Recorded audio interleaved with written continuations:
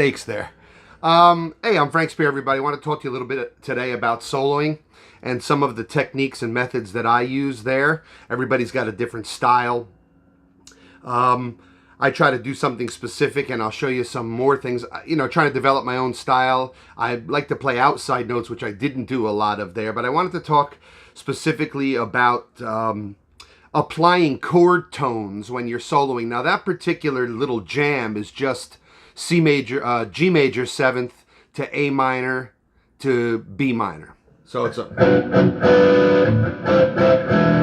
technically it's A minor 7th, B minor 7th, G major 7th. Okay?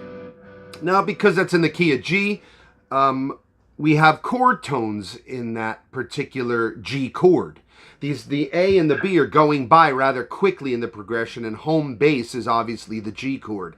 So if you take the arpeggio of G major, the three basic chord tones of the chord, which is G, B, and D, you'll want to emphasize those in your solo. You want to emphasize those particular three notes. Now, when it goes to the A, you can emphasize the A note. When it goes to the B, you can emphasize the B. Or you can emphasize the chord tones, the root, the 5, and the 3rd of each of those chords. So if I went to, when I go, you know, I can play that little A to B lick to emphasize that those changes are happening. Or I can play the thirds of those two chords. So the third of A minor is C, and the third of B minor is D. So I could play, you know, instead of the roots, I can play them together. I want to do something like that. I can play the 5th of each of those chords, E and F sharp. So what I want to do now, just to start this off, is putz around a little bit. This will be like a mini clinic on soloing over these types of chords. I'm going to putz around over these changes a little bit, and what I'm going to do is concentrate on the G chord, okay? And because that's home base, that's what the listener is hearing mainly. They're hearing us start there and return there. I'm going to emphasize the root, the G. Then I'm going to nod my head, and that'll signify to you that I'm changing to the 3rd, the B, and I'll be emphasizing the B in the solo. Then I'll nod again and give you a little heads up, and I'll be emphasizing the 5th, which is D. And there we can emphasize any of the notes in the G major scale. They just have different colorings, different functions, different sounds. We can emphasize A, which is the 2nd or the 9th, right? Some sound better than others. Better is a relative term, but in pop music or rock music, the ear tends to like the root, the 3rd and the 5th of the chord, because those are the notes the chord is made up of. So let's do that first, and we'll go on from there. By the way, before I do that, let me emphasize, you have to know your G major scale. For this particular lesson, we're focusing on the G major scale and playing it all over the fingerboard, and then emphasizing the chord tones, the different chord tones. So here we go. First, the root, G.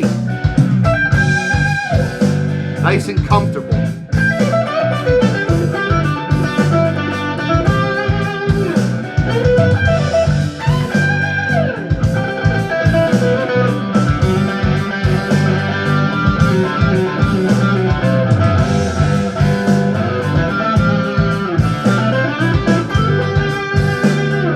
So you can hear the root. Now they'll do the 3rd, which is B.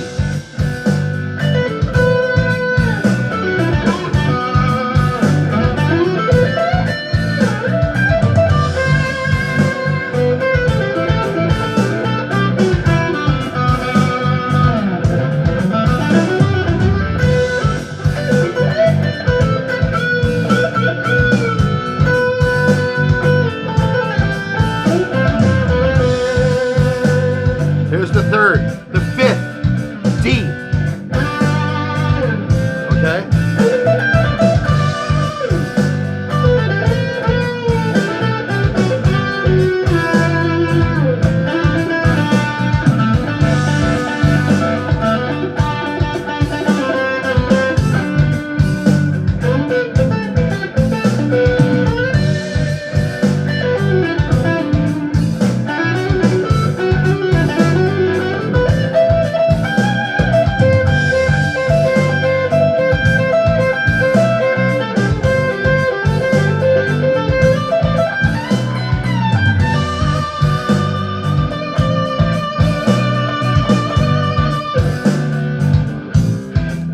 All right, so you can see each of these chord tones, the root, the third, and the fifth, has a different flavor. And the idea is to combine them throughout the solo.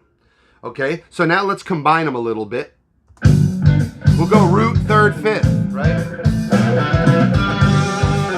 Root, fifth,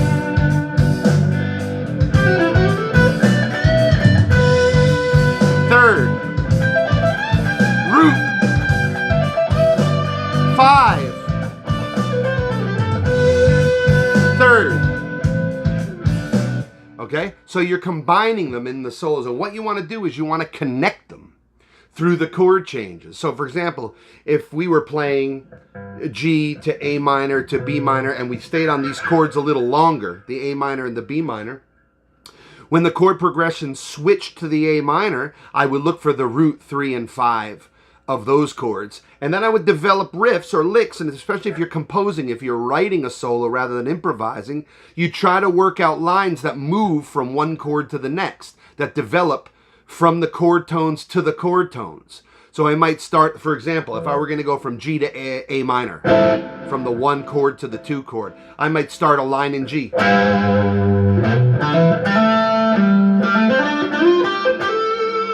And now I'm about to change chords to the A minor, and maybe I want to go to the third of the A minor, okay, which is C. So I want to get to that C chord as I'm coming from G to A minor. So I'm like,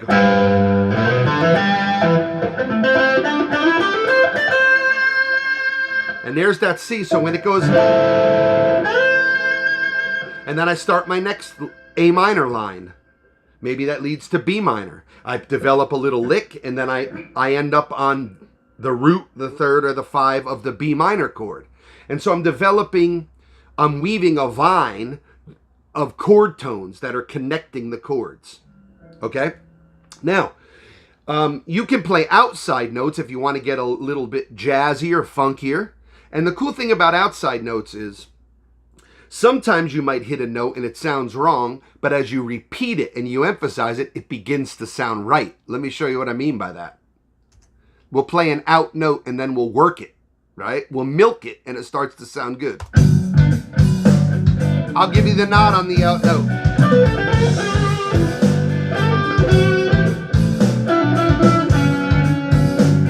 Bad, right? Now what?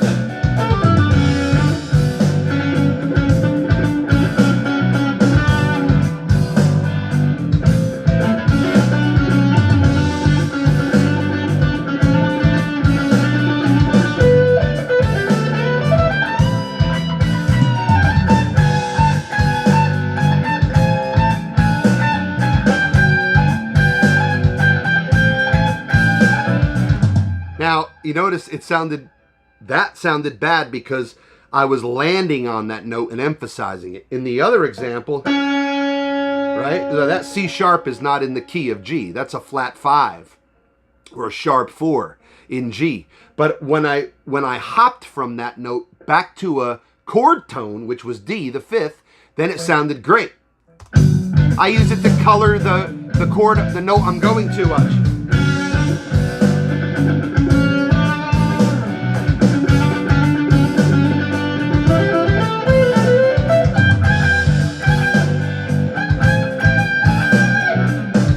So it depends on how you use those out notes, okay? Another way to use out notes is what's called enclosures. Surround the chord tones with a note that's in the key and then a note that's not in the key and come home to the chord tone. So here's a G note, right? We'll start it with a whole step up, which is A, which is in the key of G. It's the 2 or the 9, right?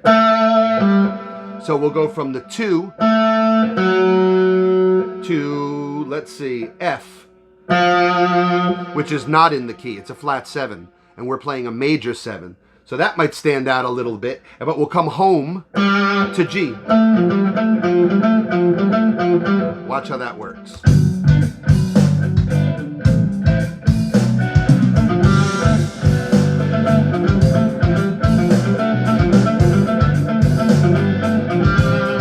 If I hang on the F, you see what happens? happens, but we use it to surround those notes. And then when you do that in full scale runs, well, that's right, the major scale. But let's do it with this. We'll surround the 5 with E, which is in the key, but C sharp is not. So it'll be a whole step above, a half step below, and then the target note, which is in the key, right? So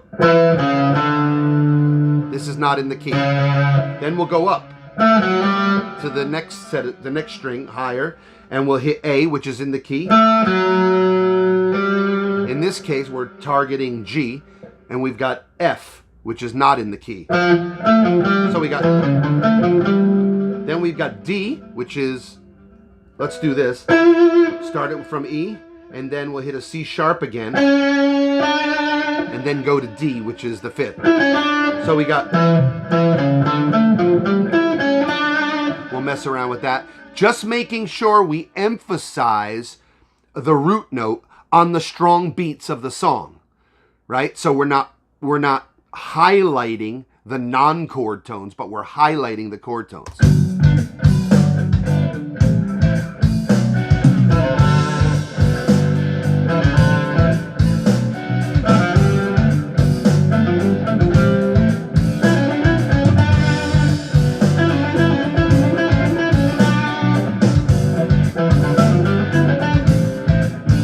See, when I ran by them quick there, you couldn't tell that some of those notes are out, but it gives it a jazzier flavor there. So surround your chord tones. You can do that with chromatic tones, tones that are not in the key necessarily. Okay, you can run them up, like here's another good example. 2 below, running up to the chord tone. Right, so we run up to let's run up to the 5. Let's run up to the 3. We'll run up to the 1. All right, let's do that. Here we go.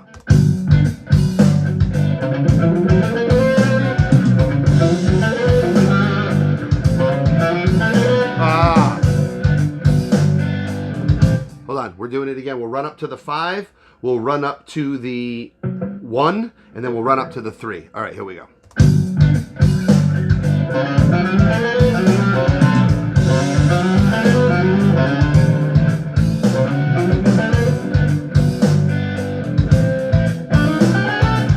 Now we're running up to the 6th and the 9th.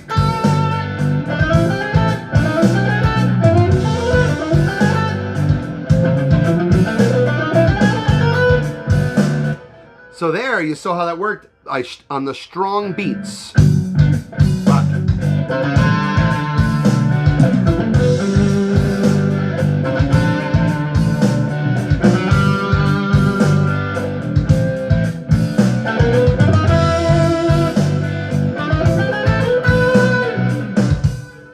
Okay, my timing leaves a little bit to be desired there.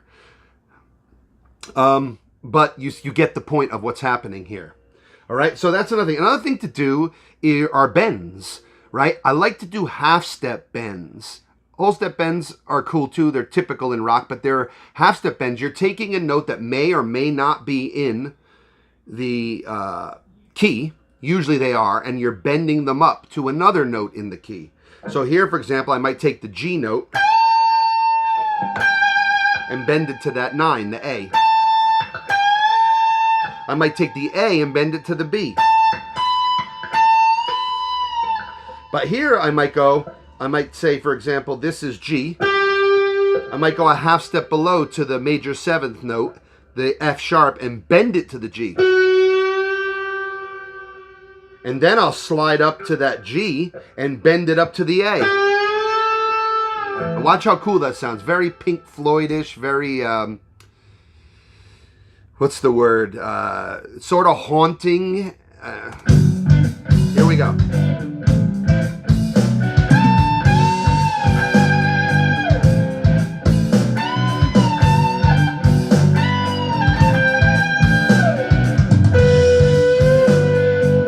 Half step bend. Right? From B to C.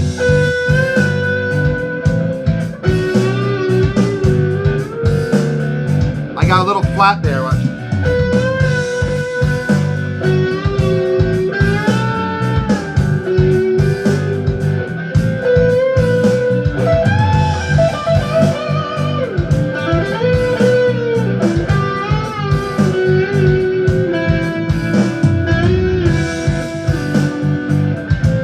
So those are really cool bends. Your half step and whole step bends are excellent. Double stops, which are two notes played simultaneously, notes from the key you're in, right? So G major. There's your third, which is B. And underneath that, we're putting D, which is the fifth. Then we're going to the 9, the A, which is the second or the 9. And then we're putting in the C, which is the fourth in G.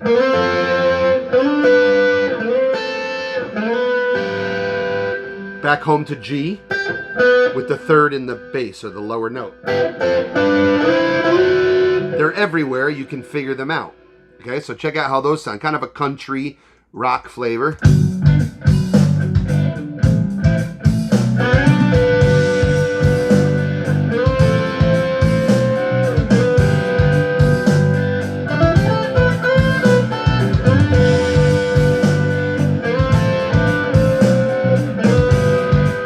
Now you can slide from a half step down into those, right? That's our first one. Start it down a half step.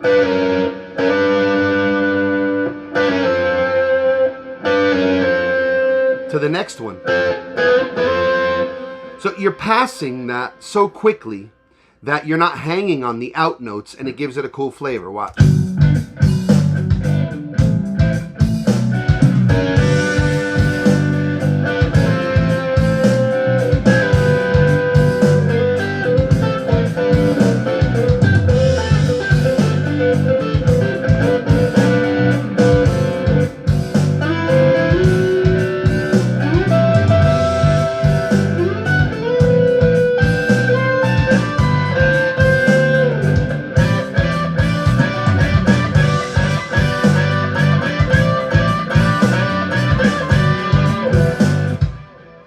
Here's some others. Let me show you this other set. Here we have. We've got B and G, root and third, sliding up here to the C and the A. So you can find them everywhere, right? These are on adjacent strings, the B and the E strings.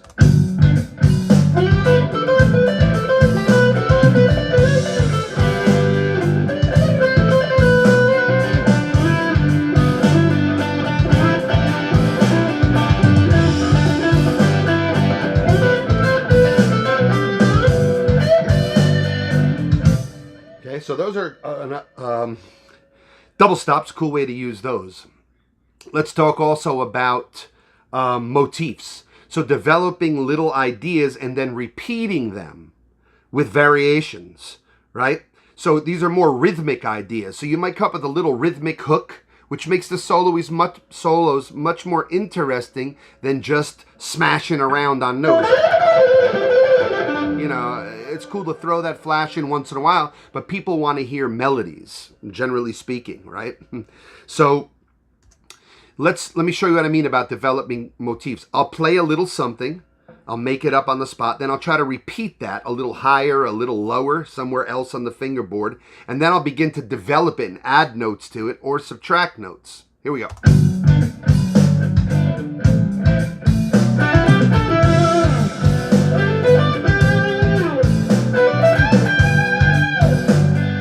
Real simple, that kind of rhythm, right? Now let's add to it.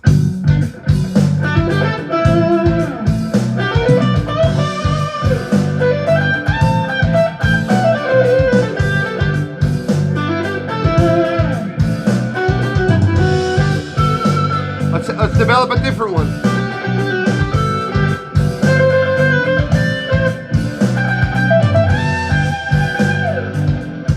Now that is how you're going to get some really nice solos.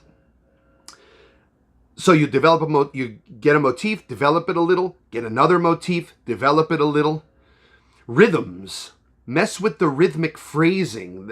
That's another word for phrasing, is rhythmic development. Here's a cool little trick. Take a melody in your head that you know from a famous TV theme song, or your favorite rock tune, or your pop tune, or it could be a jazz lick, or it can be a classical piece of music, whatever it is, and play the rhythm of that song, but don't play those notes. So, for example, Flintstones, meet the Flintstones, ba ba da da ba da ba da da. I'm not going to play those notes, but I'm going to play that rhythm.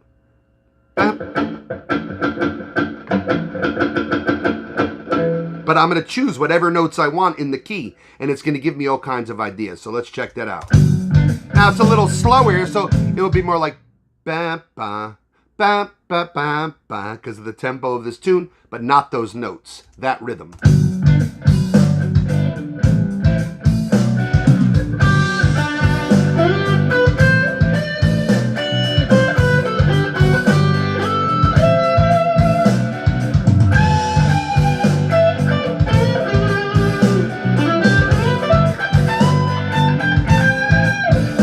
So I was thinking in my head, Flintstones, meet the Flintstones, they're the modern Stone Age family. I was using that rhythm.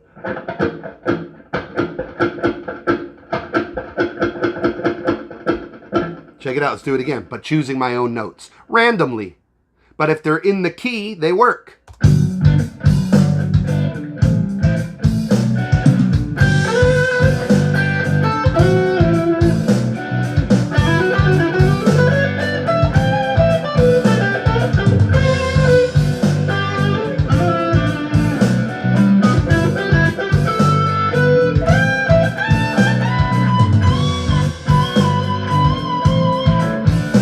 Bent a little sharp there. Okay, so that's a really cool idea. String skipping, getting wide intervals, right? So instead of playing, skip a string, right? That gives you a really cool sound. Just jump around in the scales.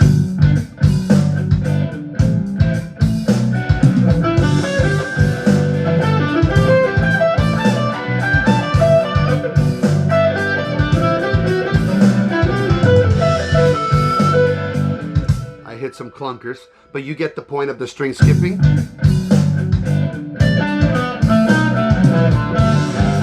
Another clunker.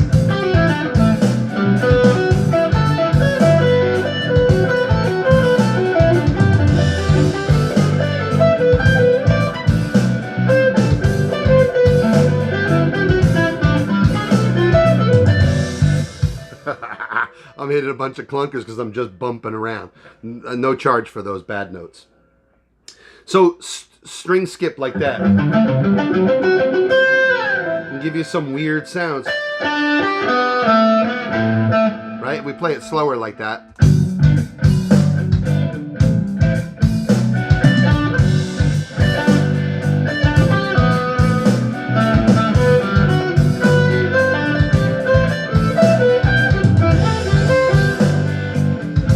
That's kind of cool. And you develop licks, write something based on that, right? So maybe right there, just come up with it.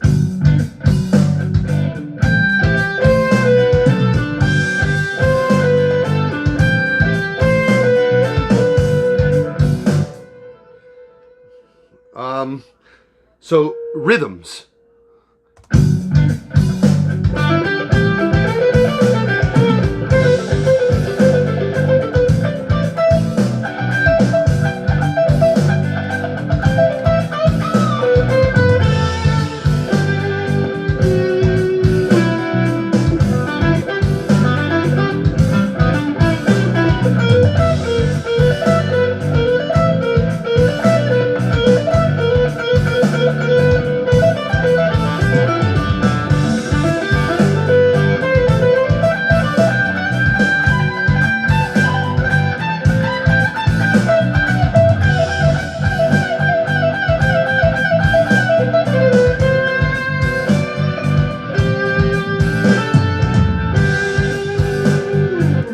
Don't always start on the 1, right? 1, 2, 3, 4. Wow. 2, right? Maybe start on the and of 1. 1 E and a 2 E and a 1 E, right? So let's do 1 and 2 and 3 and 4 in 1.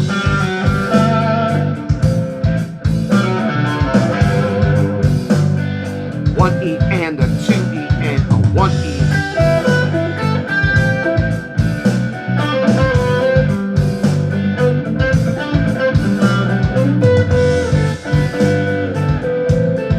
One E and up, 1 E and up, 1 E and up, 1 E and up. Starting the up, 1 E and. So mix up where you're coming in on the beat and give it some flavor. Okay? That's another thing to remember. Patterns. Play groups of thirds, groups of fourths, groups of fifths, right? So if we're in G, root 5, right? Then the next set of fifths. Right? So you're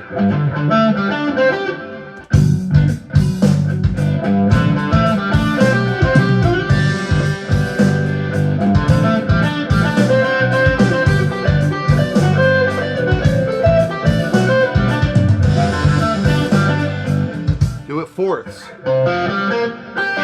Maybe something like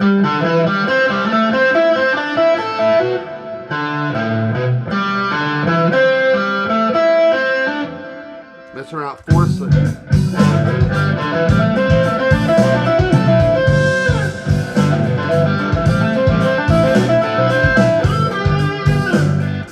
So come up with patterns. Here's up a fourth, up a fourth, up a fourth, just up in fourths, right? And land on a chord tone. Okay, so third, same thing. Sixth, that's a nice wide interval.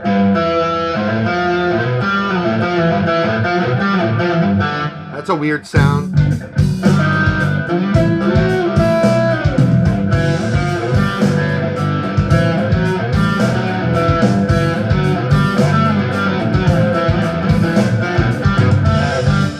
I'm playing that down low, but that sounds cool. You don't hear a lot, this helps you sound different too. You don't hear a lot of, pop music. They want a standard thing, they want people to sing on. You're always going to hear.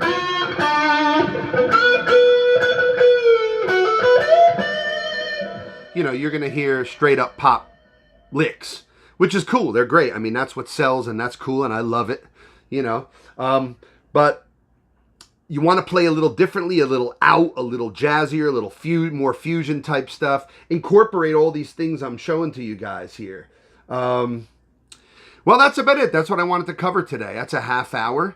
There's a lot there. I mean, this is a lifetime of work. You could take all these and apply it for years and just get better and better at it.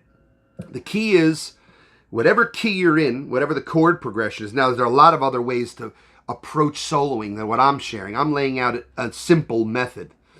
If it doesn't matter what the chords are, if we're in the key of A and the first chord is A major and the second chord is D major and the third chord is C sharp minor, so you've got a 1, 5, 3.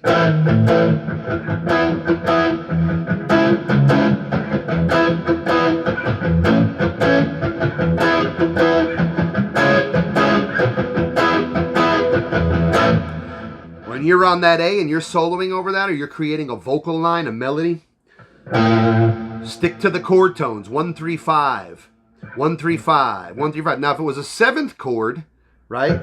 If the C was a seventh, you might want to add that seventh into your chord tone choices, which is D, right? You want to get that D in your melody line or in your solo because it's in the chord. Whatever's different about a chord, if it's a ninth chord, if it's a flat 5 chord, if it's a sharp 9 chord, you want to get that note into your solo when you approach that chord, when you're on that chord. So work from the chord tones of the first chord up to the chord tones of the second chord, to the chord tones of the third chord, and weave a vine that connects melodies right? So if we're going from A to E, we might want to not start on the root. We might want to start on the third of A major, which is C sharp. Now we're going to E, and we might want to go to the third of E, which is G sharp. So we might want to go, oh sorry, start on the third of A, work up to the third of E.